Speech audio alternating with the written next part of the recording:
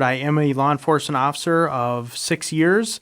I just wanted to let you guys know that anything I say is my opinion and mine only. It does not reflect my current department's opinion or law enforcement as a whole. Thank you.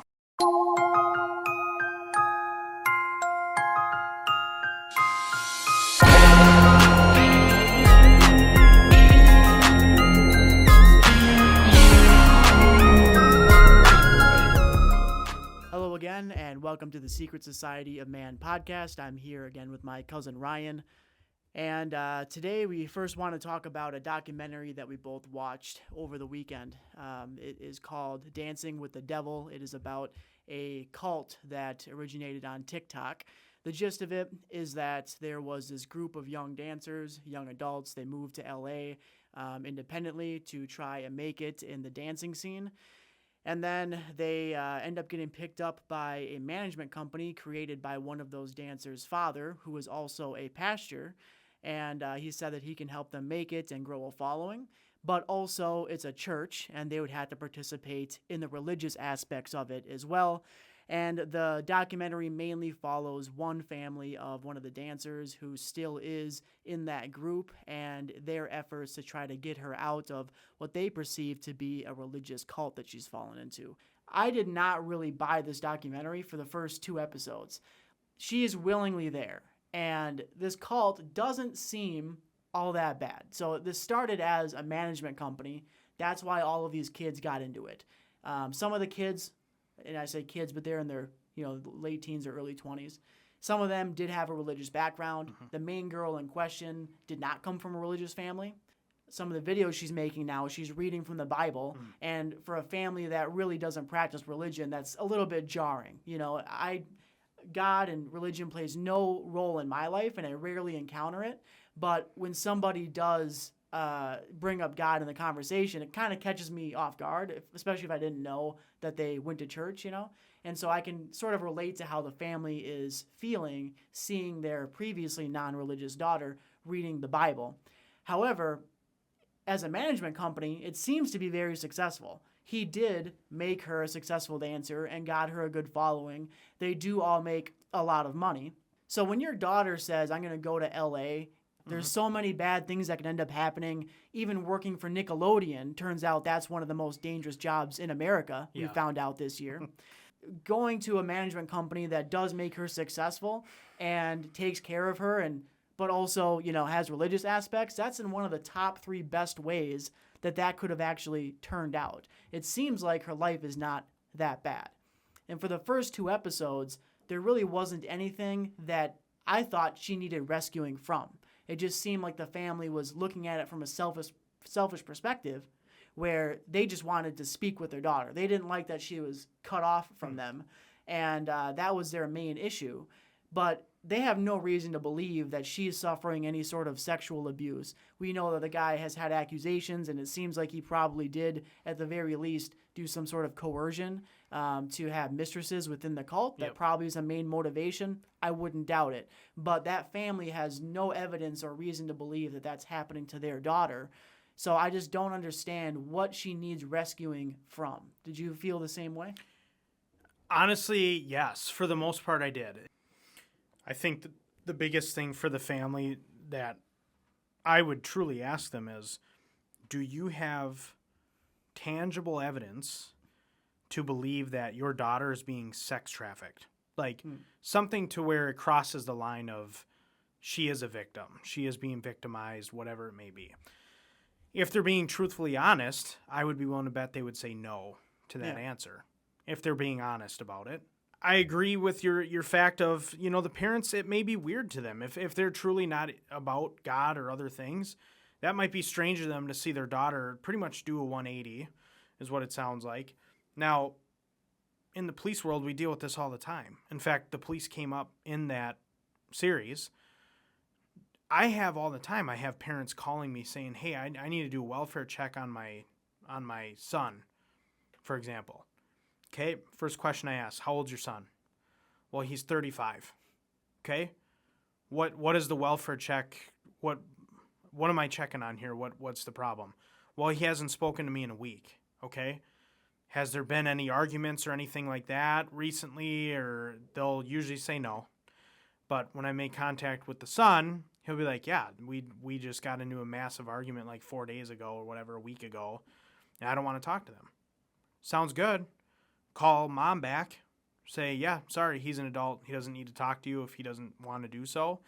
And we leave it at that. So it is understandable and relatable that as parents, to see your kid completely just go their own way and admittedly be in a weird situation. Like, I wouldn't want my daughter to end up like under the thumb of somebody like that and so influenced and probably brainwashed. Yep. Yeah, manipulated. All these things are bad, and I can understand why they're concerned about that.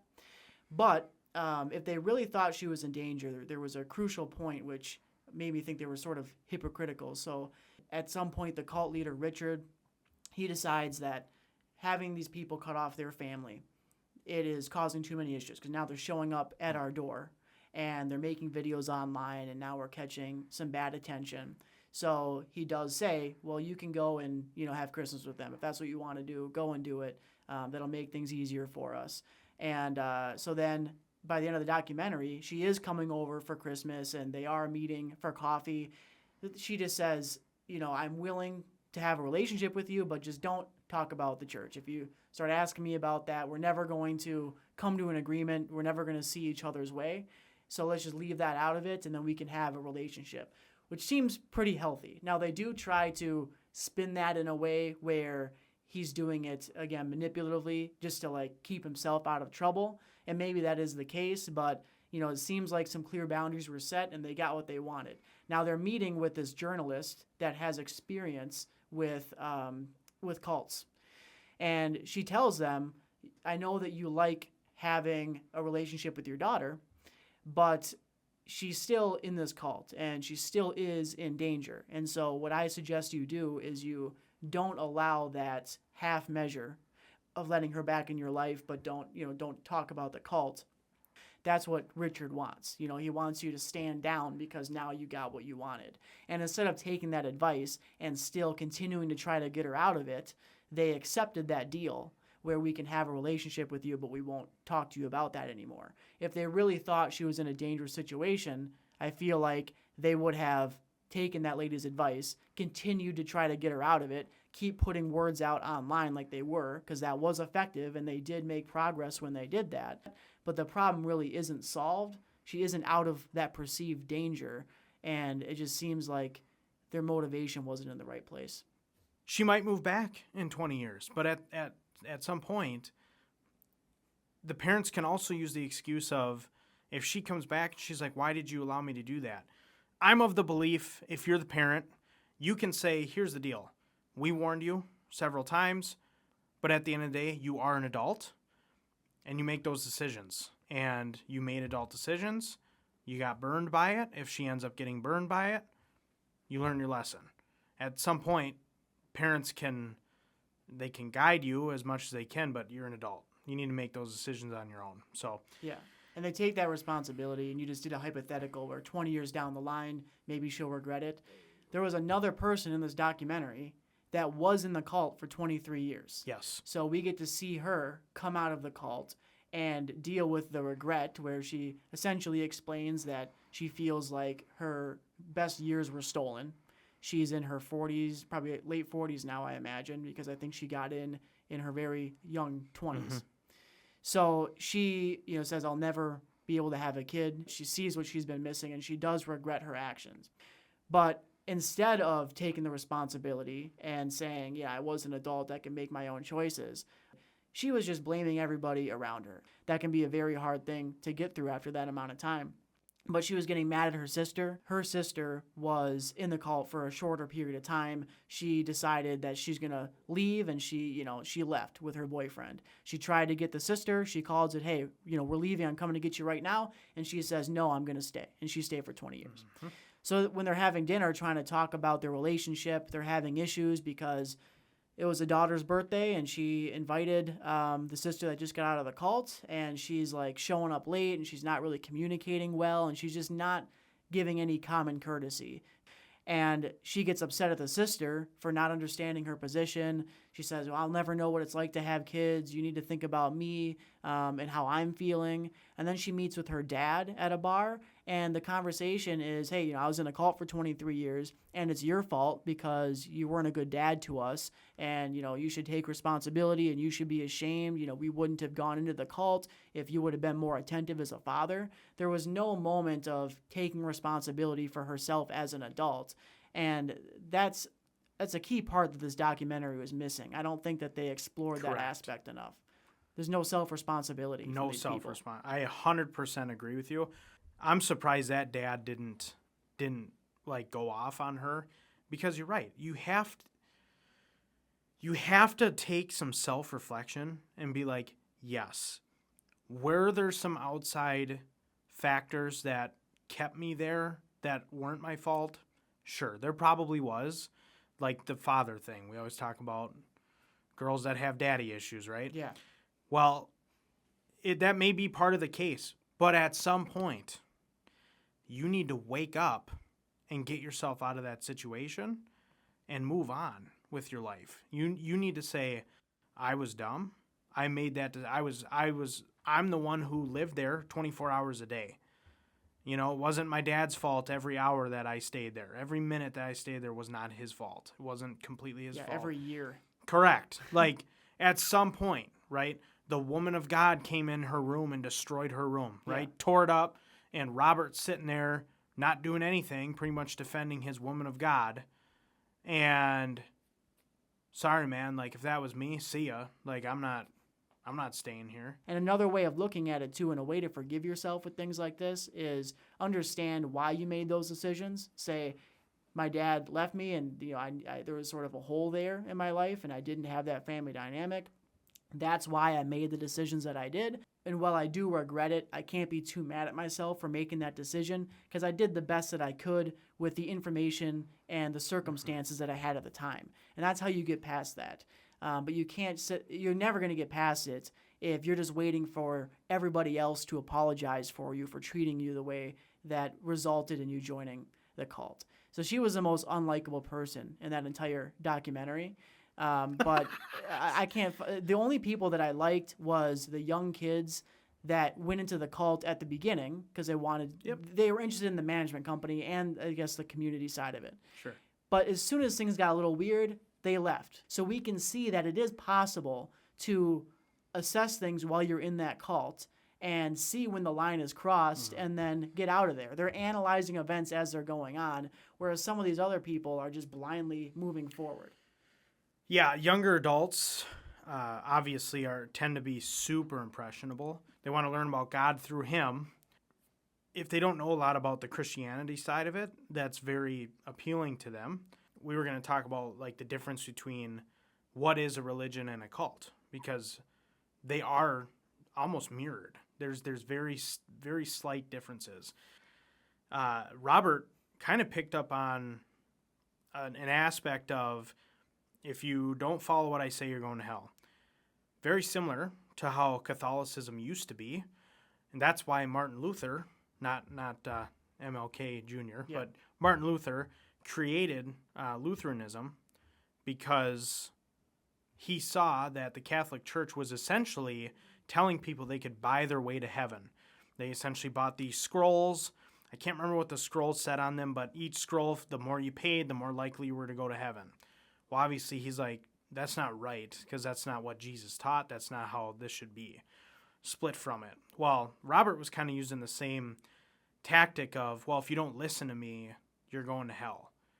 Same thing with other religious leaders, or not religious leaders, cult leaders.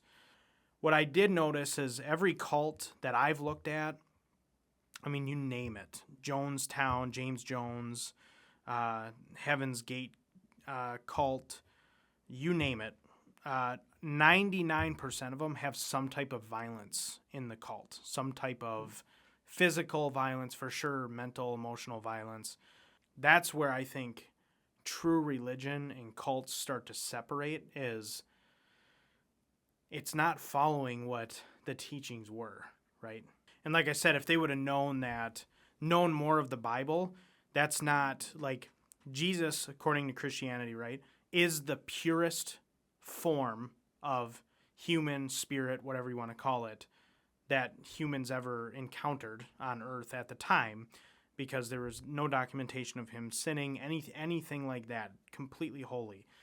Well, when Robert says in front of everyone, when the women are there, hey, we all have our vices, our sins, or whatever, that right there, you just saying that, if people still believe it, I wouldn't have believed it from the beginning, but if people were believing it then, that would tell you now that a man who sins does not hold the key to heaven.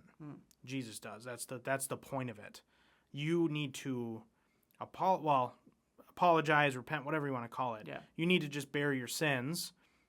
He'll forgive you if you mean it in your heart, and then you're fine for the most part. I'm not going to go way deep in the weeds. You get my point. But that's essentially what. So when people hear that, I'd be like, no. Like that, no, that you can't, that doesn't go hand in hand. That's not how that works. And I think the fact that you do have that understanding of the whole point of Christianity and what Jesus actually stands for and the mechanics of getting into heaven, I think that would stop you from falling into something like this, because you have the knowledge to, if it came down to it, debate what he's saying in your own mind. But I think a lot of these people that fell into it, especially the ones that stayed, they weren't very familiar with religion. So to be someone that considers himself a Christian but isn't armed with the technical knowledge of what that actually means is probably far more likely to fall into this. And the community and obviously the money brings them in, and then I guess it's just a slow descent after that. Now, we mentioned the money a couple times, so this was a management company, so a lot of them got in because they wanted to be successful at TikTok, and they actually were. So he was good at that. He was giving them what they wanted, the fame, the notoriety, and they had income coming in. Well, they would end up giving pretty much all of that money to him. And the root of this really is to steal all these people's money. So he would have them pay rent, and he would have them pay 30% tithe or whatever it is to the church at least, and then 20% management fee. So if they're making $100,000 a year, they're giving $95,000 of that to the church in various different ways. It is very predatory, but there is all sorts of stories of management companies that are legit record labels for musicians that put these young and unknown artists into terrible contracts and make them famous, and then they find out that they didn't really sign a good contract. That is also predatory. That's also bad. But I don't see anybody trying to rescue Big Sean from his record label. I don't think that there would be a documentary here if there wasn't that religious aspect. Like, if you just put that aside, I think this is all sort of just par for the course. The problem is they realize I have no money. Like, I make all this money, but I don't have any money. So where am I going to go? Especially in California. Yeah. I mean, the houses are $1 million just for a 1,000 square foot house. Right. Where are you going to go? Where are you going to live? Now, if you have a family that's like Miranda or Amanda has, whatever, Amanda, one of the two, you can't, there's no doubt that they would take her back, but that is the big driving force for cults is what am I going to do when I leave? These are the clothes I have. They provide me clothes. They give me transportation. Robert bought their cars. He'd say, well, you're not driving anywhere because I'm going to keep your car if he really wanted to. There's tons of issues with it. And some cults, even like Jonestown, lived outside the U.S. So people were really stuck because they didn't really have a place to go. Yeah, and also having to reintegrate back into society. It reminded me of people that get out of prison after maybe 5-10 years, and they sort of miss the routine. Like, they don't really know what to do. If you're in that cult, I think they said that they have to get up at 5 o'clock every morning, be in church by 6. After a while, Robert ends up telling them what they have to eat, so they don't even get a choice in what they eat. That's very similar to prison, where like they tell you what you're going to eat for the most part, and where you're going to be and what you're going to do. And it sounds terrible, but if you've been living like that for 5 or 10 years, it's kind of nice to not have the responsibility of having to make any decisions for yourself and you don't even have to decide what you're going to eat today. And to come out into the real world, and now you have to think about this stuff on a daily basis, can be very jarring to try to adjust your mindset and to be a free person now after you haven't been for so long. I have a friend, a cousin on the side of my family that you're not a cousin on. He was just a regular guy for a while, but he had like a troubled background. His mom was like addicted to drugs, and his dad wasn't really in the picture too much. So like he was a cool guy, but kind of a tough home life. He was working at a ice castle lot, so he was selling like ice houses, and these two attractive women started coming to the lot. These two girls, and they would talk to him and stuff, and he obviously was attracted to them. Well, they end up inviting him back to their house one day, and he goes. He was very excited for it. It was a blizzard. He didn't have a car. He trudged through the snow. Sounds good. Yeah. Trudged through the snow to go meet these two girls. Okay. Walks in, it's a Bible study. So and he's just never really been a religious guy. But he participates in this Bible study, and it's a Mormon group. So they're Mormons. So these two girls were recruiters, and they take advantage of young men by sending cute girls to go and like get them into the group, right? Yeah. And fast forward a couple years, and he's a completely different guy now. But he's completely different in a good way. I mean, I could see that this guy who was lost before, now has direction, and he is probably the healthiest that he's ever been, because those guys don't even drink coffee, right? That they can't put anything in their body. They are very strict on that. But he's now clean cut, speaks completely differently. He speaks slowly and very intentionally. But it is very cult-like, because now he did cut himself off from his family. 5 years before that, he had no idea about this stuff. Complete 180 change in personality, just as drastic as the lady in this documentary. And I never once have went to go and try to save him. I feel like his life is better off now, even if he is very influenced. He probably is brainwashed. I've listened since then to a lot about what these people believe in, and it's some crazy shit. I think that most people would agree with that. But I'm not going to try to rescue him, because even though it's weird, I think it had a good effect on his life. And this lady in the documentary, like, it is weird, but she has achieved what she wanted to achieve in her life. He's going to be going to trial in 2025. Yep. For the rape accusations. They end up having multiple women come forward to the police station and tell their story about how they were sexually coerced, and they were kind of upset because after one person goes to the police and tells that story, they didn't really do anything. They said, well, we need more women. We need more stories. More women came forward. Some of the women had to go back multiple times, and it seemed uncertain about whether or not the police were taking them seriously. Yeah. So, like, what was your thoughts as a police officer about that end, and how they sort of portrayed the fact that they portrayed it as they were not being believed, and they weren't being taken seriously because they're women? So, a couple things that are strange on that topic. So, when I heard, same thing, when they said, well, one of us went in there and they're like, we need at least 3 or 4 women, or there was like a number that they threw out. Now, I don't know, that was from the woman telling the story. I don't know if the police just said we need more and they didn't give a number. So I don't know if there's like a specific number. There shouldn't be a specific number. That shouldn't be a thing like, oh, well, we have 4 circles that need to be checked here before we start doing charges on this. It's like, no, that's not how it works. I think what they were meaning to say is we need more weight here. So typically, the longer something waits, I mean, some of these women were waiting years to bring this up. The longer you wait, you need to have, I suppose you don't need to, but if you as a victim would like to see some movement on it, you need a bigger wave to come with this, because that defense attorney's going to be licking their chops all day to be like, why did you wait 12 years to come report this? He's now a rich man, and now all of a sudden you want to come out and say that these things happened. The other issue that you're going to have, and they brought this up in the documentary, is evidence. Yeah, because it's just a story is all they have. I could have 5, 6 women in my life that hate me, and they could come up with allegations easily. And, like, where's the proof of any coercion or any, you know what I mean? Like, there has to be, because people are going to get frustrated, I'm sure, hearing this. Believe me, as a cop, I'm on your side. The whole point is to protect the victim, right? We are telling you that because we want you to understand that if you want to see something come out of this, we need more to really have that the big rock to throw to say, nope, we have 5 women, all of them are saying this.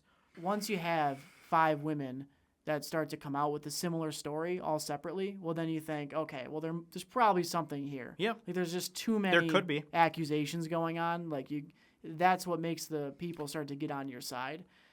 Because if there's no physical evidence and you don't have any cuts or bruises to show, well, it's just a story. And like you said, the financial status of the guy makes it even more complicated. Correct. In the judicial system, you can't, like, as a juror, right? If I'm that defense attorney, I'm going to tell the jury on the closing argument, and you as a juror, can you honestly 100% prove with no physical evidence that he at any point raped any of these women? Is there any physical proof? Are there markings? Are there photos? Nope. Nothing. I mean, how is that beyond a reasonable doubt? Yeah, you know all what they I mean? have to do is convince him that it might not have happened. Correct. Yeah. Like, how do you know what I mean? It's just, that's why we tell victims all the time, if something happens to you, come in right away. We'll get it documented. We see what we can do. But, try not to wait. Obviously, if it's a domestic situation, you can't leave right away. That's fine. But please, with domestic situations, report it as soon as you can is my recommendation. So yeah, well, I'll be interested to revisit this, and hopefully it is a public case, and we get to watch it in the same way that the Murdoch case happened, because I'd watched that documentary, and then very shortly after that, I got to see the actual case play out. So hopefully this becomes like big news at that time. We can maybe revisit it. And I do think that he probably does deserve to be in jail for financial reasons and the sexual reasons. So hopefully that goes their way. We'll see what they come up with at that time. But yeah, I guess that's all I have to say about it now. Yeah, same. Awesome. Cool. So the next story has been in the news a lot. And this is the story of the Olympic boxing champion, Imane Khelif. So about a week ago, maybe 10 days ago, you started seeing news and people were telling you about how there was a transgender woman that just won gold in the Olympic boxing championship. This accusation originated from the one that she beat. The situation was the match started, and about 45 seconds in, the lady who lost just basically sat down and just gave up. And she said, "I've never been punched so hard in my life," and accused her of being a transgender. Well, shortly after that, it came out that she absolutely is not a transgender. So she is biologically a woman, and that she does have a vagina, okay? She was born that way. That's what it says on her birth certificate. Nobody anymore is accusing her of being transgender. That was pretty quickly straightened out once the facts came out. But now the controversy is whether or not she is intersex, which is where you can be born with female sex organs or male sex organs, but have the chromosomes of the opposite sex, which would then impact your physical development in other ways, similar to the opposite sex to what you actually are. So going into this conversation, speaking publicly about it, you want to sort of come prepared with facts and really get to the bottom of it to make sure that you don't come off like an uninformed bigot. At least you want to be an informed bigot, right? I suppose, yeah. Yeah, I suppose. You don't want anyone to say that you got the facts wrong. But my biggest takeaway of this right now is they make it so goddamn hard to get to the bottom of anything nowadays. Like, this should be such an easy thing to find the facts and straighten out. All I see now on Facebook is Imane Khelif is a woman. And so I see that and I say, oh, okay, well, something must have come to light that proves that she is fully a woman and that this was all just, as I've seen quoted, an unhinged attack. And I say, okay, let's see what proof they present. And every one of these articles says the same things. The main piece of proof that they have is that she doesn't identify as intersex. You would never say that. You would say, Well, I'm not. If you weren't, you would say, I Not- definitely am not. Not only that, but I wouldn't just be like, as a fucking official committee, I wouldn't be like, you know what? That's good for us. Write it down. She stated this. That's sweet. Sounds good. You know, same thing. I'm not on steroids. Perfect. You know, you gained 80 pounds in fucking 2 months. Congratulations. I don't know how you did it, but we'll take your word for it. Yeah. Call it a day, right? Correct. I am 100% in agreement with you on that one. Then they go on to explain that she did have a gender test done. Mm-hmm. And the organization that did that test said that she tested positive for having XY chromosomes, the male chromosomes. Yep. That's really how all of this came about, is they were citing that test. She tested for male chromosomes. That's why people thought that she was transsexual or intersex. But then they call into question the legitimacy of that test because they say that there's been controversy. The Olympics doesn't use that committee anymore. And so they're saying that it might not be true. Like maybe the science wasn't right. Like, okay. And then they say that she does have a condition that's called like difference in like development disorder. Difference in gender development disorder. Yeah. It's like DDR or Yep. something like that. And one of the most common symptoms of that is that you have chromosomes of the opposite sex. So you have a title, a headline that says she is a woman, but what's in the article really doesn't support that. And most people just read the article, the headline, don't read the article. If I wouldn't have read the article, I would have assumed that they've come out with proof. So then today was the most recent time that I looked at proof because, again, I wanted to make sure that nothing has come to light that would make this an outdated discussion. And I actually have an excerpt from it. International Olympic Committee calls tests that sparked Olympic boxing gender controversy impossibly flawed. Okay.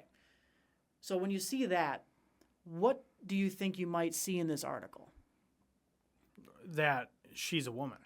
Yeah, probably. If they're saying that the test was impossibly flawed, I would assume that they're going to they're going to analyze the results in Correct. the test, say, oh, well, the method that they used was illegitimate. You know, I'll see a lot of times articles cited in people's arguments for various issues, and people will rebut by saying that, well, this is actually a biased article. If you look, it could be an article saying that, you know, beef is the worst type of meat that you can eat. You should stop eating beef. Well, it's funded by the International Pork Corporation, right? Correct. And so you can call into question the scientific method they used, their bias going into this sort of test to sort of get the other side that is not being presented in the results itself. So I thought this was going to be something like that.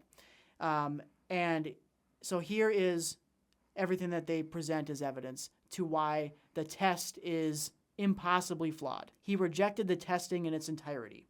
There's a whole range of reasons why we won't deal with this, partly confidentiality, partly medical issues, partly that there was no basis for the test in the first place, and partly data sharing of this is also highly against the rules, international rules. The process is flawed from the conception of the test to how the test was shared with us to how the test had become public. It's all flawed so much that it's impossible to engage with it.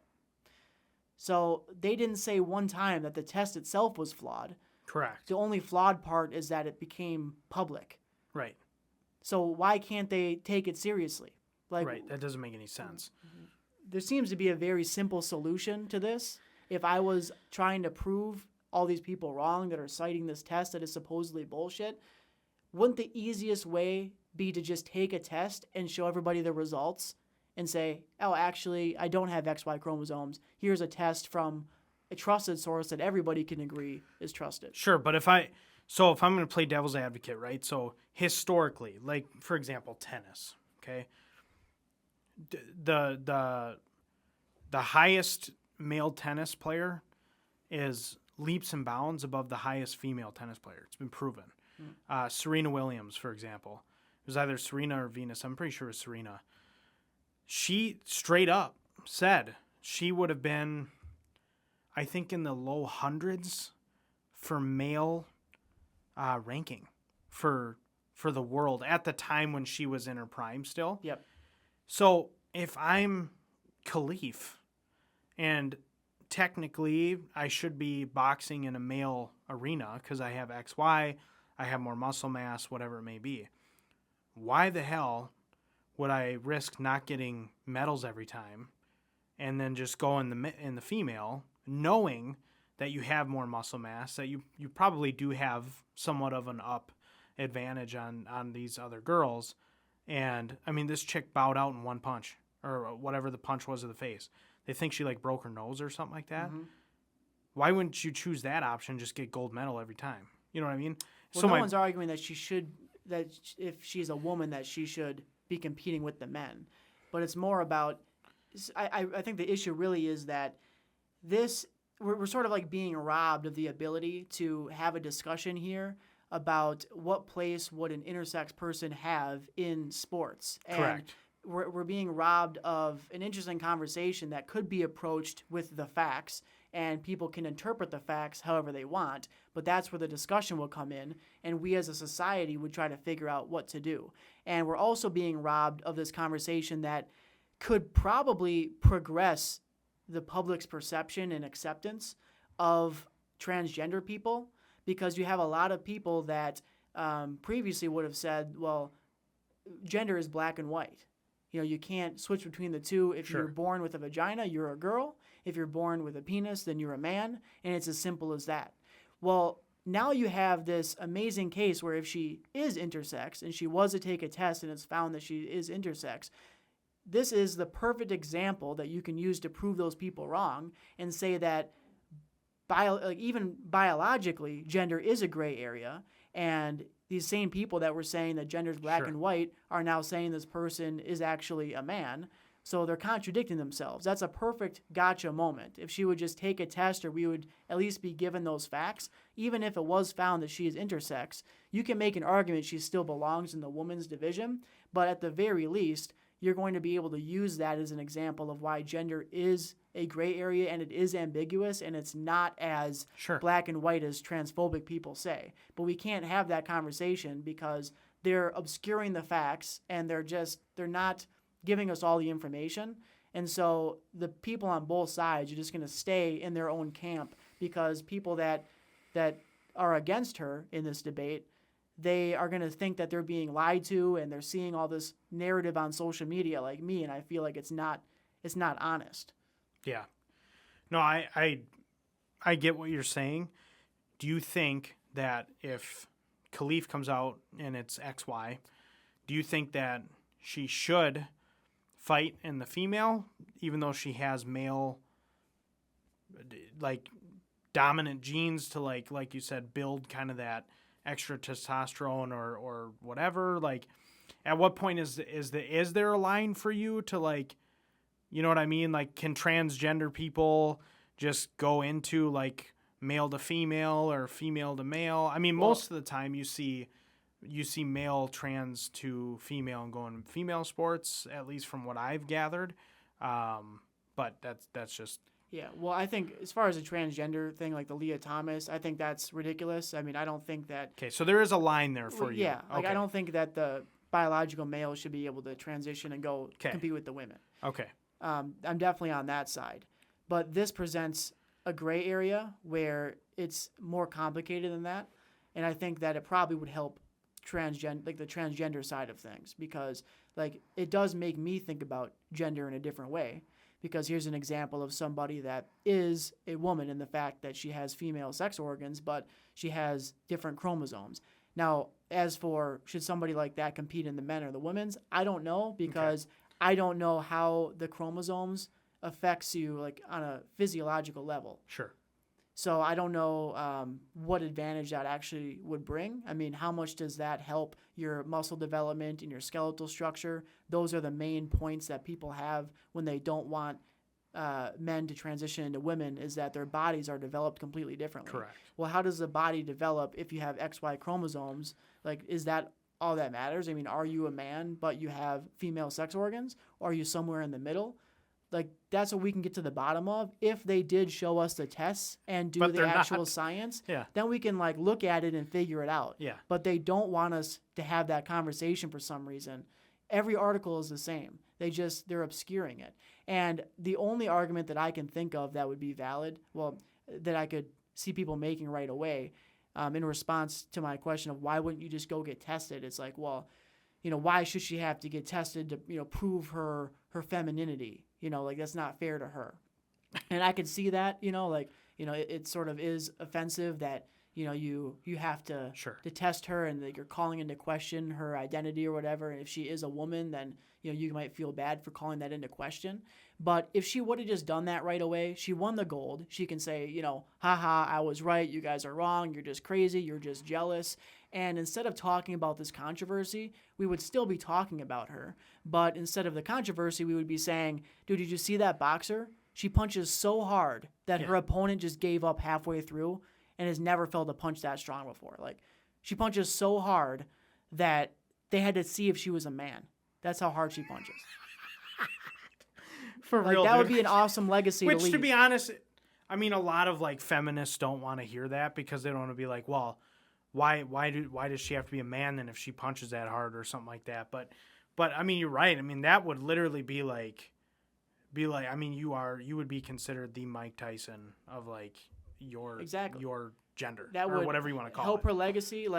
There was that guy Leon Marchand in the swimming division. The 400 meters, four laps or whatever, and or 8 laps, however many it is. But is this big race, and he is so dominant that he wasn't even competing against the other swimmers. It wasn't even a question in his mind whether or not he would win. The only thing he was asking himself is, am I going to beat the world record? Right. He was half a pool ahead of the second place person. The other swimmers knew they weren't even going to win. No. So he's extremely dominant. If you had that person take a drug test just because he is so dominant, just say, listen, bro, you swim way too fast. You're miles ahead of even the second person in the world. We need you to take a drug test. I think he would oblige to that. He wouldn't be too offended by it, and he would say, when he tests negative, he would say, no, I'm just that good. And so there's nothing to be offended about. If we're competing on that level, I think that you should be okay with submitting to any of these tests. Absolutely. And especially now when you do have people like Leah Thomas that are legitimately biologically male, and they are transgender, and they're going into these women's competitions and destroying. Yeah. It does make sense that you would have to do these gender tests to make sure that that's not happening. If you have these government backed doping efforts from Russia, countries are putting together systems where they are putting their athletes on steroids. I wouldn't put it past countries that are doing that to get a transgender person to dominate at the Olympics disguised as a woman, right? So I think it makes sense that we would test for that just like we do any performance-enhancing drugs, and I think they should just be okay with that. So you're saying it looks more sketchy on their part for right now because they just won't just show the paperwork. That it just seems like such an easy solution. Right. If you know, and if that test came back that she did test XY from in the past, right? Just do a new test. It can't be that hard. That seems like the easiest solution, and they're just not giving that, and that just seems suspicious. It's kind of in that quote where she doesn't identify as intersex. That's the main basis of their entire thing. I was raised as a woman. Okay, well, remember that first episode we talked about the hot dog cheater guy? The guy was eating at a hot dog competition, and he was accused of putting extra plates on his stack to increase his score. His quote was, "If that happened, then I apologize." Okay, if that happened. I know, dude. He's definitely guilty. What do you mean? Based on that. If that happened? Yeah, if you didn't do it, you would just say, no, I didn't do that. Right. You didn't say, well, if I did that, then I'm sorry. That's a red flag right there. And that's what's happening here. No, right. I 100% agree with you. So it gives the impression that she knows that she does have those chromosomes. And I think that even if she came back that she does have XY chromosomes, I don't think that should be, under any circumstance, a reason why she is stripped of a gold medal. Sure. But maybe that just sets a rule for the future, because she does have a vagina. She was a woman on her birth certificate. She would have no reason to think that she's cheating, really. Yeah. But if it's determined that people with that condition do have an advantage because they are a male in everything except for their sex organs, well, you can make a case that in the future maybe we should test for that and not allow that.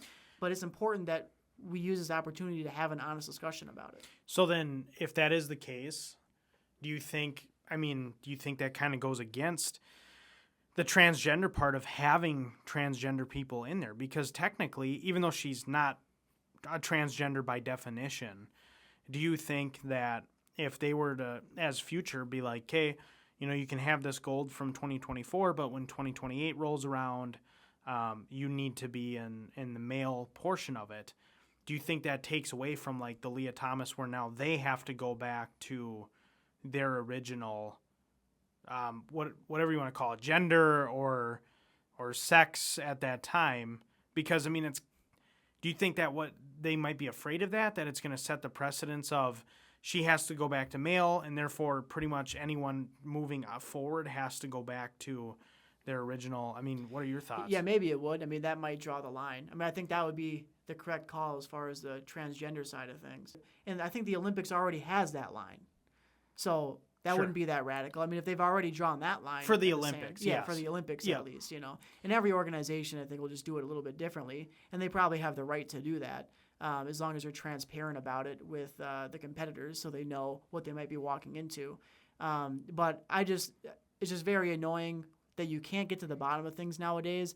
The other thing that this happened recently with was like the Trump assassin. Yeah. Like there's really no information about this guy. Like everyone was wondering, okay, well, what are his ideologies? Why would he do this? But he has no social media presence, I guess. You see people say, oh, he was a registered Republican. People say like, oh, well, he actually was a liberal. And people are trying to figure out like what ideology was behind this attack on the president, right. A political assassination. But you just can't get any information. They don't even show current pictures of the guy. All you can find is his high school picture. And maybe he just was 100% a recluse and he has no trail. But it's just annoying that you can't find any official narrative anymore. And the headlines don't even match up with what is contained in the article. The headline is catering to a narrative that whatever Correct. Organization is writing that article wants to push. They tell the truth in the article, it seems, but most people don't read that, and they're taking advantage of that fact. Yep. Yeah. Didn't there used to be editors for news organizations that would read this stuff and say, hey, is this source, is this solid? Maybe you want to find a better source for this? I don't know I think the problem with our society is we've gone so radical left and right now that I don't think they really care for that anymore. It's either they take a really conservative view on things or a really liberal view on things, and they'll take the numbers as they come. They know that they're only going to, it's no secret, Fox News conservative, CNN more liberal. Both of those major corporations are not going to try and sway conservatives or liberals either way.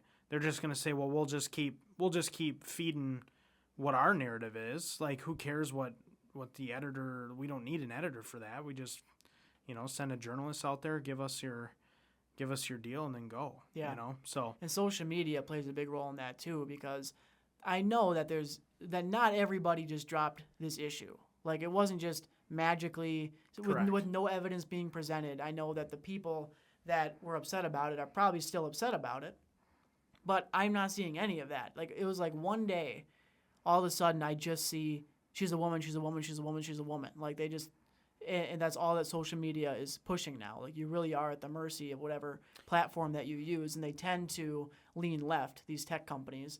I think it's very unfortunate.